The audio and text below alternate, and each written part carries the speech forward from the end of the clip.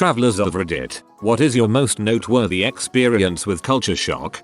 For some reason, people speaking their native, non-English, language to their pets is what struck me the most. My first thought was dogs don't speak Portuguese. Wait a second. In Japan, the level of trust was uncanny. We went to Disney World, got those universal tickets, but left them with my mother at the other side of the park. We told the ticket checker what happened, just waved us through. At the train station, there was a booth to buy tickets, but nobody to collect them or any slot to insert them. Honor system tickets. A convenience store with no staff. Pick your items, drop your cash into a box, get your change. There is an open box of money in the middle of the store. I was at a grocery store and the power went out. Quietly filing out would have been too obvious. The shoppers wheeled their carts around, putting everything back into place before leaving. My father left his camera on a bus and forgot it. Was sitting on his exact seat at the end of the day with the bus parked in the garage. God, I once left my dog's lead in the woods and went back for it about 5 minutes later and it was gone. This is in the UK. Finders keepers, I guess. My family and I were hiking in Kyoto, Japan, and we got lost in the woods in a mountain somewhere. As we followed the trails aimlessly, we stumbled upon a very traditional looking house. It was like a fairy tale. Beautiful. It was very quiet and I looked in the house. Everything was so clean and I called in saying, "Hello." This lady in a kimono came out looking confused. She couldn't speak English. I tried to tell her where we were heading. I had a map at the time. She understood and put on a pair of wooden slippers, each with 2 blocks at the bottom sticking out. It all just looked so traditional. Then she walked us, in those uncomfortable looking slippers, taking a few inch step at a time with a very fast pace, which was just a normal walking pace really, and walked with us for about a mile down the trail in the woods, and when we got to a fork in the trail, she pointed us in the right direction and left. I was just dumbfounded by that entire effort. I traveled around Japan alone, kept getting locals coming up to me to ask if I needed directions or help. As a female in her early 20s, at times it was very much appreciated, but then I saw the women only train cars due to groping. Seeing grown men holding hands walking down the street in Ethiopia as a sign of friendship.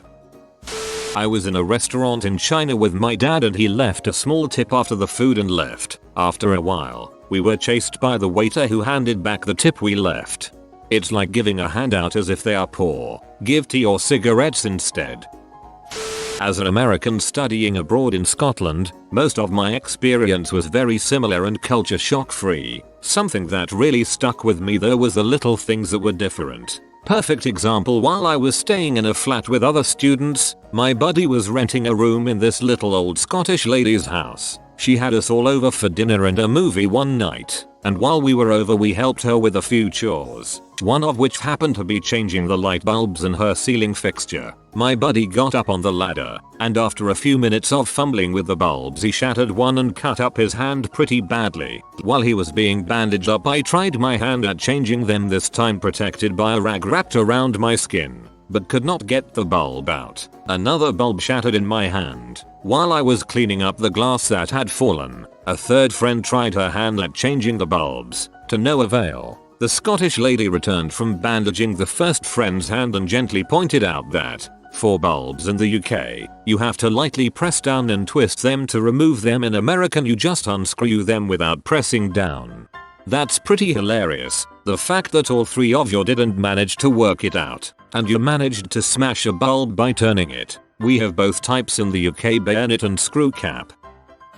Recently moved to Switzerland. Their obsession with noise, specifically, the not making of it. Whether it's the weeknight curfew where the whole city Zurich goes dead silent around 11 PM or so, or the rules governing the hours of the day you are allowed to shower, run the washing machine in some buildings, or the near deathly silence in most trams during working hours. I don't mind it as much anymore, but at times, it really seems very excessively OCD.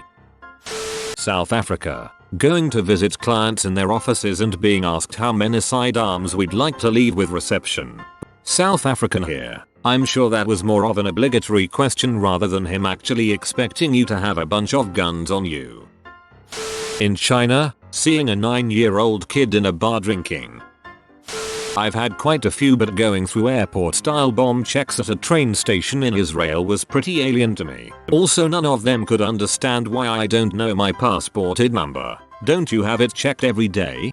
Yep. Still remember the first time I got asked, in Hebrew, if I had any weapons on me when I was entering the mall. My normal response of smiling and nodding was really well received. Visited Sri Lanka. Very persistent salesman beggars. You'll think that getting mad at them makes them go away. Apparently, just explaining you have no interest can't help them is much more effective. As, if I recall correctly, they feel that showing anger is a sign of lesser people, so kind of a free pass to endlessly badger you. I hope I understood correctly. Please tell me if it's not true.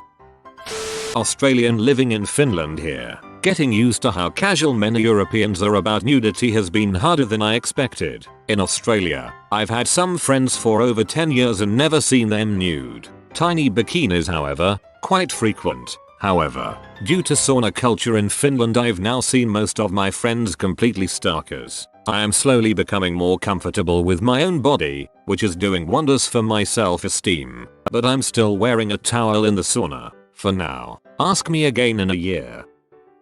Mob street justice in Kenya. I was in a restaurant in Mombasa when all of a sudden most of my fellow patrons ran out into the street. Curious, I stepped outside to see what the commotion was all about, only to be greeted with the horrific sight of a crowd beating a young man almost to death. His crime? Apparently, he had attempted to steal a cell phone. The restaurant owner explained to me that due to high rates of crime, especially petty crime like theft, coupled with a hyper-corrupt police force, the people take it upon themselves to mete out their form of justice in spontaneous mobs like this.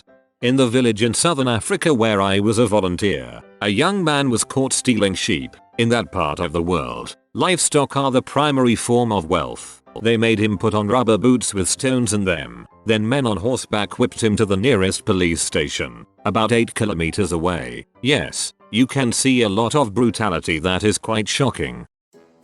I'm fairly skinny, 6 feet 4 inches and 160 lbs, and went to Africa, Cameroon, for a study trip. We went to this local hospital where we got a meal served by the local people. A couple of these older men tried to give me more and more food, because I was so skinny and probably malnourished. They told me I was skinny, in Africa, by Africans. Needless to say, I was dumbfounded for the rest of the day. Had a friend in the Marines who went to Africa once. He was a redhead and apparently the people in Africa they were working with had never seen anyone with red hair, so naturally they thought he was the boss. His superior was not amused. In Japan, kids eating cotton candy at fair? No, squid on a stick. Arriving in Cambodia, I got a shock on just how poor these people are. I will never forget walking down a street and finding a family of 4, man, woman and 2 little kids all curled up on the ground, asleep under a mosquito net. Racism is a lot more pronounced in East Asian countries. If you are white and tall, you get some sort of special treatment. Locals also make an effort to talk to you in English more. This is compared to another tourist with Asian features. God forbid if you are dark-skinned, because some of the local TV shows use it as comic relief. Same with gay people. It's like in their culture it's okay, but from a Western perspective it won't fly on any TV network. White and talk will also get overcharged, but blacks have it the worst. My friend had reservations at a hotel with his wife, Chinese, and when they saw him they told them that they can't stay at the hotel. My culture shock is likely on a first world problem degree of mild, but the only one I can come up with is in Scotland. You right? For the longest time I thought I was completely sticking out like a sore thumb and looking utterly lost or confused, or that there was something on my face, or that I looked like a tourist, and here I thought I was walking with a visible purpose. What did I do wrong this time? It was only once I'd gotten back home that I incidentally learned that it was the common Scottish way of saying hi. How's it going? Alright is a common greeting in England too. Whatever you do, don't answer as if we were actually asking if you're alright. Just say alright and carry on with your day. I traveled from New Orleans to Chicago and got hit with my first last call. I was not prepared.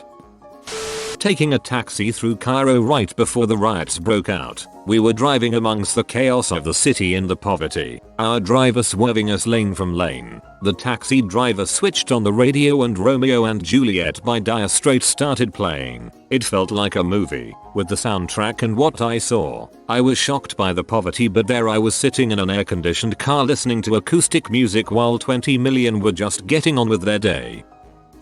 We went to Japan, and in Japanese culture you don't tip after a meal, but we had this really mind-blowing bowl of ramen. The customer service was spot on, and it was like the best frickin' eating experience we've ever had in our lives. And it was dirt cheap too. So my dad subtly left a 500 yen coin hidden behind our empty bowls after paying, and we dipped quickly. The waiter ran down to street to give the 500 yen back.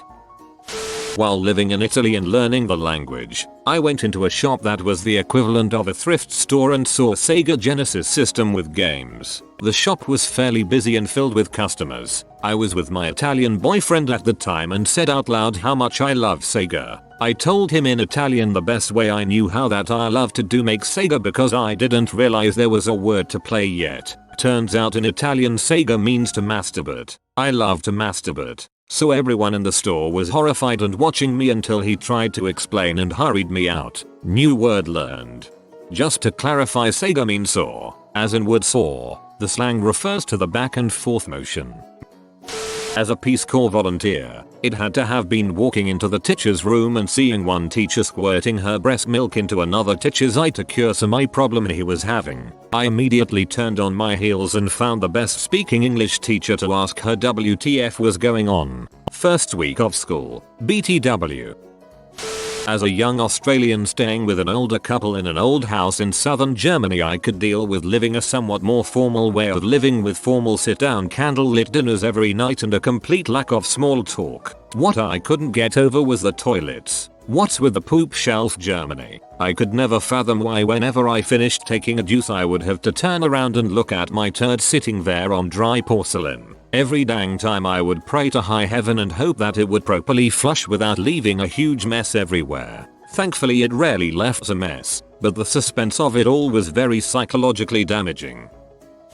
First time in the States, I was shocked at how casually strangers acted towards each other, in both good and bad ways. Good ways involve casually helping you out and treating you like a friend. Random acts of kindness. Bad ways involving how strangers can casually get into a disagreement and fight. Where I'm from, people stand around and go about their own business if you need help. On the other hand, people don't get into fights about random crap as much.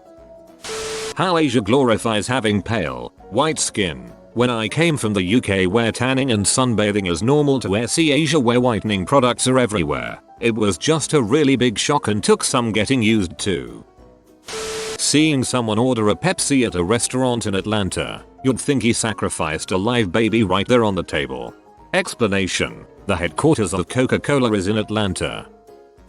My experience as someone with very Western sensibilities living with a Chinese family involves a lot of silent discomfort at the dinner table. Standard conduct here is to chew open-mouthed, and slurping or smacking are all to be expected. As someone who just spent a bit over 3 weeks in China, I cannot agree more with this. Even in a fairly upscale restaurant in Shanghai, I found that all the patrons did this. Also the constant retching and spitting everywhere, all the time.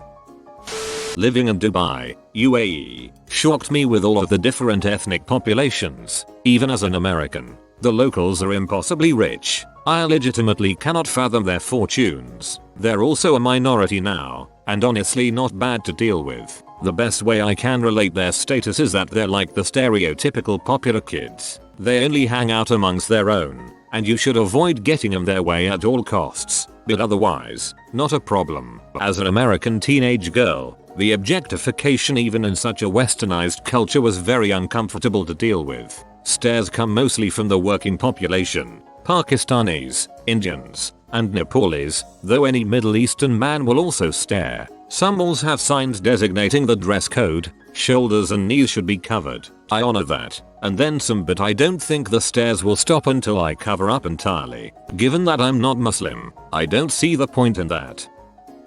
I went to Taiwan. The garbage trucks play ice cream truck music. It was really confusing. I kept getting really excited. I went to Thailand, Bangkok, when I was 16ish. When we got off the plane we decided to go for a walk even though it was raining pretty heavily. We were exploring some markets in the pouring rain and there was this crippled man whose legs were cut off at the shins trying to crawl his way through the streets through deep puddles, and he was just crying and he looked like he was in so much pain. And everyone just stepped over him. No one even looked at him. He wasn't begging or anything. You see a lot of this in Vietnam. People disfigured by the war or Agent Orange. I saw one guy, no lie, whose head was 3 times bigger than normal. Or adults beggars with a baby-sized and proportioned body but normal-sized head. Pretty gut-wrenching stuff. You have visited by the handheld hound of easy transport layovers and lost luggage will happen to you. Unless you comment travel safe papa. If you are new to the channel, you can subscribe. I publish new videos every day. Until then, check another video, or don't. Either way, have a great day you magnificent people.